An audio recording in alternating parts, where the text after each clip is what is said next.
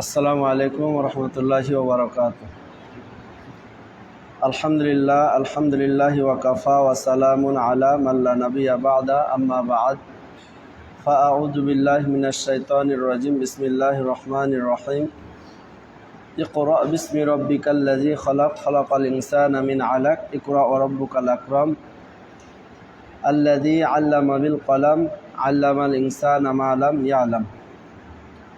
যাবতীয় প্রশংসা মহান আল্লাহ তাআলার, যার অশেষ মেহেরবানিতে সালাতুল এশা নামাজ আদায় করার পরে আমি সহ হাতে গোনা কয়েকটি গুনাহগার বান্দাকে কিছু কথা বলার এবং শোনার জন্য বসার তৌফিক আল্লাহ তাআলা দান করেছেন। এজন্য অন্তরস্থল থেকে রবের দরবারে প্রশংসা আদায় করি। আমরা সকলে পড়ি আলহামদুলিল্লাহ। বিশ্ব মানবতার দূত, আখিরি জামানার নবী সাইয়্যিদুল কাওনাইন রহমাতুল লিল আলামিনের প্রতি আমরা দুরূদ পাঠ করি। সকলে পড়ি সাল্লাল্লাহু আলাইহি ওয়াসাল্লাম। সম্মানিত উপস্থিতি, মুসল্লিনে আজম, আমরা যে ধারাবাহিক আলোচনাটা শুরু করেছি, আগে যেটা এশারের পরে চলছিল সে আলোচনাটাই আমরা শুরু করেছি।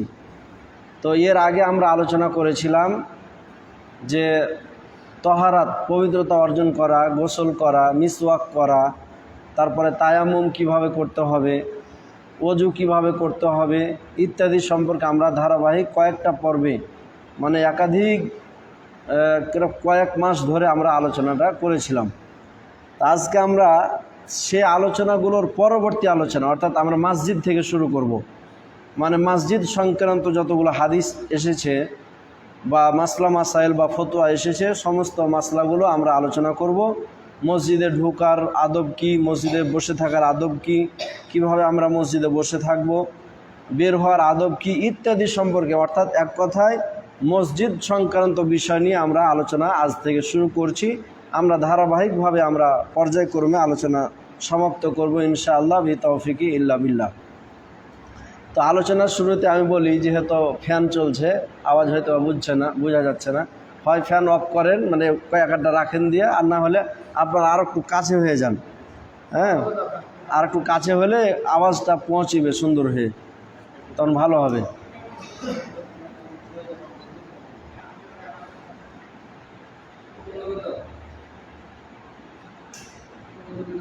হ্যাঁ, তো আমরা আলোচনা শুনি। আলোচনা যেহেতু মসজিদ নিয়ে, এজন্য আমরা সর্বপ্রথম আসি যে মসজিদ কাকে বলে। মসজিদ এটা আরবি শব্দ, সিজদা দেওয়ার স্থান। সাজাদা ইয়াসজুদু শব্দ থেকে এসেছে। যে জায়গায় সিজদা দেওয়া হয় সে জায়গাকে আরবিতে বলা হয় মসজিদ। তো মসজিদ তাহলে আমরা বুঝতে পারলাম, আল্লাহ সুবহানাহু ওয়া তাআলার সন্তুষ্ট অর্জন করার জন্য বান্দা যে জায়গায় সিজদা প্রদান করে সেটাকে বলা হয় মসজিদ। তাহলে সেই অর্থে যদি আমরা দেখি, তাহলে মসজিদ কিন্তু সব জায়গায়, মানে কি বলে, আপনি যদি মাঠে থাকেন, মাঠও মসজিদ। কথা ভালো করে বুঝবেন। আপনি যদি ওই মনে করেন একটা দোকানে আছেন, এখন ওই দোকানেই সময় হয়ে গেছে, আপনি দোকানে কি করলেন, আপনি ওযু করে নামাজ পড়ে নিলেন, তো দোকানটা একটা কি মসজিদ। কথা বুঝতে পারছেন? অর্থাৎ আল্লাহর সন্তুষ্ট অর্জন করার জন্য যে জায়গায় বা যে স্থানে সিজদা প্রদান করা হয় সেই জায়গাটাকে বলা হয় মসজিদ। তা আমরা এই মসজিদগুলো তৈরি করেছি কেন?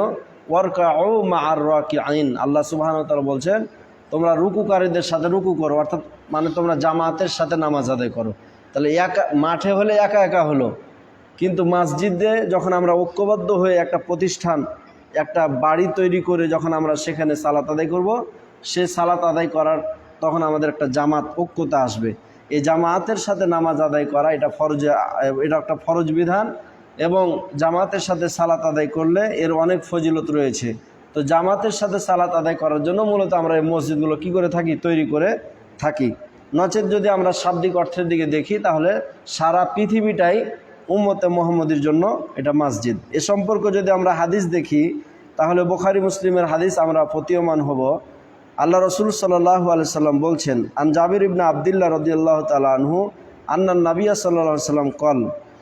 জাবির ইবনে আবদুল্লাহ থেকে বর্ণিত, তিনি বলছেন, রাসূলুল্লাহ সাল্লাল্লাহু আলাইহি সাল্লাম বলেছেন, উতিতু খামসান লাম ইউতাহুন্না আহাদুন ক্বাবলি। আল্লাহ রসুল বলছে যে 5টা এমন জিনিস যেটা আল্লাহ সুবহানাহু ওয়া তাআলা আমাকে দান করেছেন, লাম ইউতাহুন্না কবলি, যে আমার আগে অন্য কাউকে এই 5টা জিনিস দান করেননি।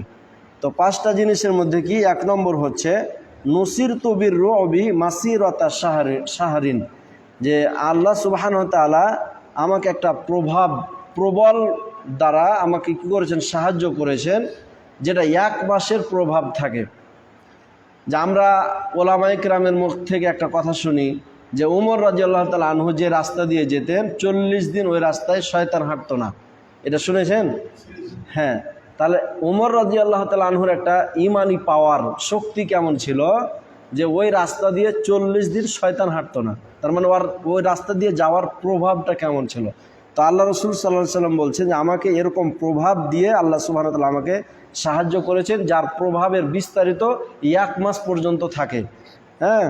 তারপরে 2 নম্বর যে জিনিসটা দান করেছেন সেটা হলো জুইলাত লিল আরদু মাসজিদান ও তাহুরান, যে আল্লাহ সুবহানাহু ওয়া তাআলা আমার জন্য এই জমিনটাকে মসজিদ হিসেবে তৈরি করেছেন। কথা ভালো করে বুঝবেন, মানে যে উদ্দেশ্য নিয়ে আলোচনাটা করা, হাদিসটা নিয়ে আসা, যে আল্লাহ রাসূল বলছে জুইলাত লিল আরদু মাসজিদান ও তাহুরান, মসজিদকে আল্লাহ সুবহানাহু ওয়া তাআলা আমার জন্য, জমিনকে আল্লাহ সুবহানাহু ওয়া তাআলা আমার জন্য মসজিদ হিসেবে তৈরি করেছেন। তাহলে মসজিদ হিসেবে জমিনকে তৈরি করেছে, তার মানে কি শুধু এই যে 4 ওয়ালকে আমরা ঘেরে যে মসজিদ করেছি বিষয়টা এরকম নয়। পৃথিবীর যে কোনো জায়গাটাই হচ্ছে একজন মুমিন উম্মতে মুহাম্মাদের জন্য এটা একটা স্পেশালি মসজিদ। ও তাহুরান, এবং পবিত্র করে দিয়েছেন। পবিত্র মানে এক জায়গায় মনে করেন পায়খানা বা পেশাব লাগলো, তো ওই পেশাব লাগা জিনিসটা আমি তো এর আগে আলোচনা করেছি যে নাপাক যদি লেগে যায়, লুঙ্গিতে মনে করেন নাপাক লেগে গেছে, বা পায়ে জুতাতে নাপাক লেগে গেছে, এখন এ সময় আপনি কি করবেন, ওই চললেন মাটিতে ঘষটে নিলেন, তাহলে ঘষটার দ্বারাই না ধুলেও সেটা কি হয়ে যায়, পবিত্র হয়ে যায়। তো এটা এই জমিনকে আল্লাহ সুবহানাহু ওয়া তাআলা পবিত্র করেছেন বলে এটা হয়ে যায়। তো যাই হোক, যেটা বলতে যাচ্ছিলাম যে এই জমিনটা আল্লাহ সুবহানাহু ওয়া তাআলা উম্মতে মুহাম্মাদের জন্য এটা মসজিদ হিসেবে তৈরি করেছেন। ফা আইয়ুমা রাজুলিন মিন উম্মতি, আল্লাহ রাসূল বলছে আমার উম্মতের মধ্য হতে যে ব্যক্তিকেই আদরাকাতহু সালাতু, সালাত পাবে মানে আপনি এখন মাঠে আছেন, কথা ভালো করে বুঝবেন, মাঠে এখন কাজ করছেন, এ সময় সালাতের সময় হয়ে গেছে। আপনি ধান কাটতে গেছেন, এ সময় সালাতের সময় হয়ে গেছে। অথবা আপনি নদীতে আছেন, এখন সমুদ্রে এমন জায়গায় আছেন যে আপনি যদি নদী পার হয়ে যদি যান তাহলে নামাজের সময় শেষ হয়ে যাবে, এমন জায়গাতে আপনি আছেন। তো বলছেন যে এই সময় যদি সালাত আপনাকে পেয়ে যায় ফালিউসাল্লি, তাহলে মসজিদ যে তৈরি করা হয়েছে নামাজের জন্য, এ মসজিদ আসার দরকার নাই। যেখানে যে অবস্থায় তাকে নামাজে পেয়ে যাবে, যে নামাজের সময় যদি হয়ে যায় তাহলে সেই অবস্থাতে সেখানে নামাজ আদায় করতে হবে, যেটা অন্যদের জন্য এরকমটা ছিল না। কথা বুঝতে পারছেন? অন্য মুসা আলাইহিস সালামের উম্মত, হযরত ঈসা আলাইহিস সালামের উম্মত, হযরত ইব্রাহিম আলাইহিস সালামের উম্মত, হযরত নূহ আলাইহিস সালামের উম্মত, এ সমস্ত আম্বিয়া কেরামদের উম্মতদেরকে এরকমটা সুযোগ দেননি, যেটা আমাদের উম্মতে মুহাম্মদ সাল্লাল্লাহু আলাইহি সাল্লামকে এই সুযোগটা দিয়েছেন। তাহলে নামাজের সময় হয়ে গেছে, আপনি যেখানে যে অবস্থায় থাকেন না কেন, তো এ সম্পর্কে যদি আমরা ওলামায়ে কেরামের ফতোয়ার কিতাব দেখি তাহলে আমরা প্রতীয়মান হব যে কলা ইবনে হাজার আসকালানী রহিমাহুল্লাহ তিনি ফতহুল বারী বুখারী শরীফের ব্যাখ্যা গ্রন্থ লিখেছেন 15 খণ্ড। ওই ফতহুল বারী ওই কিতাবটার মধ্যে তিনি বলেছেন ওয়াকানা, সমস্ত ব্যক্তিরা ছিলেন লা ইউসাল্লু, যে তিনারা কেউ সালাত আদায় করতেন না নির্দিষ্ট স্থান ছাড়া তিনারা কেউ সালাত আদায় করতেন না। যেমন কালবিয়াই ওয়াসাওয়ামি, গির্জা, যেমন উপাসনালয়। এখন আমরা মুসলিম ছাড়া অন্য ধর্মের যারা আছি, যেমন মনে করেন হিন্দুদের তো একটা ইবাদত আছে না, তো ওরা গির্জাতে গিয়ে কি করে, মন্দিরে গিয়ে ওরা ইবাদত করে। মন্দির মানে কি, যেখানে ওরা মূর্তি পূজা করার জায়গা। ওই মূর্তি পূজা করার জায়গাটা এখন ওরা যদি মাঠে গিয়ে করে হবে না, কথা বুঝতে পারছেন?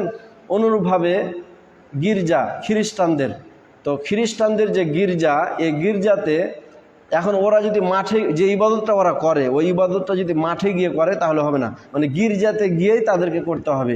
তাহলে অন্য ধর্মে আমরা চলমান, এখন বর্তমানে যে সমস্ত মুসলিম বাদ দিয়ে অন্য ধর্ম যেগুলো আছে, ওই সমস্ত ধর্মাবলম্বী ব্যক্তিরা, ওদের একটা নীতি হলো যে যখন ওদের ধর্মের কাজ যখন ইবাদত যখন ওরা সামনে আসে, তখন যেখানে যে জায়গা করা হয়েছে সেখানেই তাদেরকে ইবাদত করতে হয়, অন্য কোনো জায়গাতে হবে না, যেটা আগের নবীর উম্মতের মধ্যে ছিল।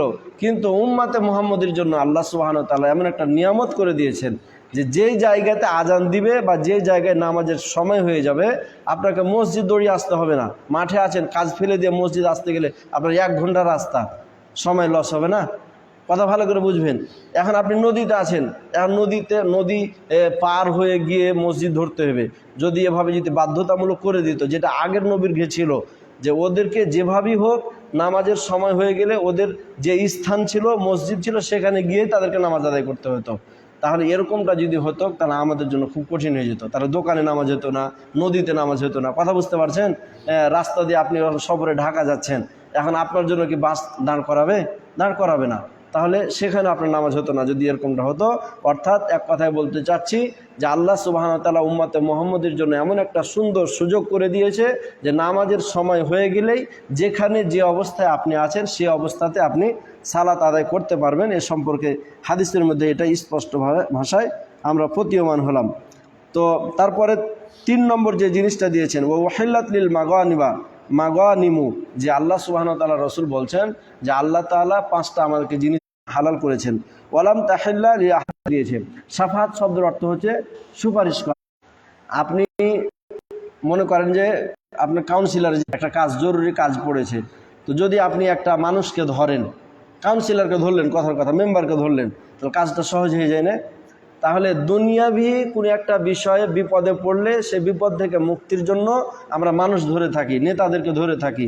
এই নেতাদেরকে ধরার দ্বারা যেভাবে আমরা তার সুপারিশে আমরা সহজ হয়ে যায় কাজটা, হাসরের ময়দানে সাল্লাল্লাহু আলাইহি ওয়াসাল্লাম সুপারিশ করবেন। এই সুপারিশটা অন্য কেউ নবী করতে পারে। প্রথমবার যখন আমি সুপারিশ করব, ওয়াকানা নবী সাল্লাল্লাহু আলাইহি ওয়াসাল্লাম ইবআসু ইলা কওমিহি খাসসাতান ওয়া বুইস্তু ইলা নাসি আম্মাতান, যে আগে যে সমস্ত নবীদেরকে আল্লাহ সুবহানাহু ওয়া তাআলা পাঠিয়েছিলেন, সমস্ত নবীদেরকে নির্দিষ্ট গোত্রের জন্য পাঠিয়েছিলেন, নির্দিষ্ট জাতির জন্য পাঠিয়েছিলেন।